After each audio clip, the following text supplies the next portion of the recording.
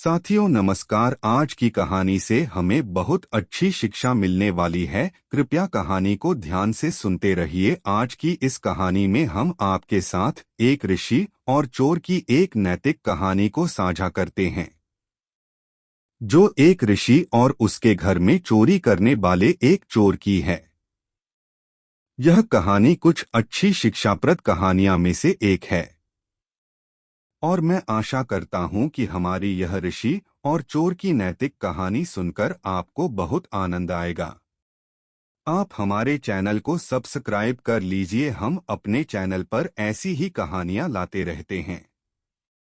साथियों, एक बार की बात है, गंगा नदी के किनारे एक ऋषि रहता था। गंगा नदी के किनारे वह अपनी छोटी सी कुटिया में रहते थे।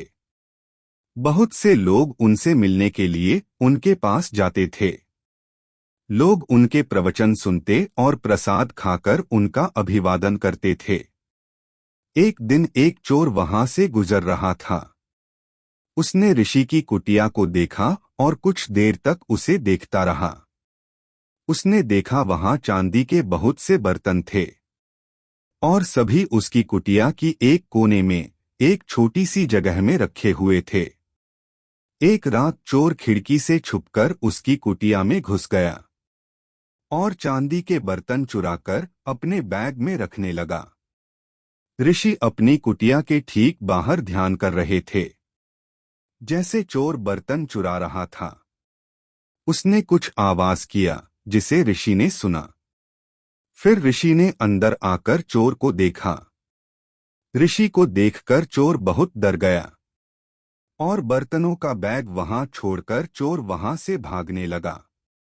फिर ऋषि ने तुरंत वह बैग लिया और चोर के पीछे पीछे भागने लगा। जल्दी ऋषि ने चोर को पकड़ लिया। चोर बहुत डर गया। फिर ऋषि ने उनसे कहा, क्यों भाग रहे हो? तुम डरते क्यों हो? अपना बैग पीछे छोड़ दिया। यह लो, यह तुम्हारा बैग है। तुम मेरे साथ आओ, मैं तुम्हें कुछ और दूंगा। ऋषि ने चोर को अपने साथ आने के लिए कहा और चोर को अपनी कुटिया में जो कुछ भी था उसे देकर घर भेज दिया। बरसों बाद ऋषि जी एक तीर्थ यात्रा पर जा रहे थे और उन्होंने देखा कि एक व्यक्ति बहुत ज्यादा ठंड में रास्ता पर असहाय पड़ा हुआ है।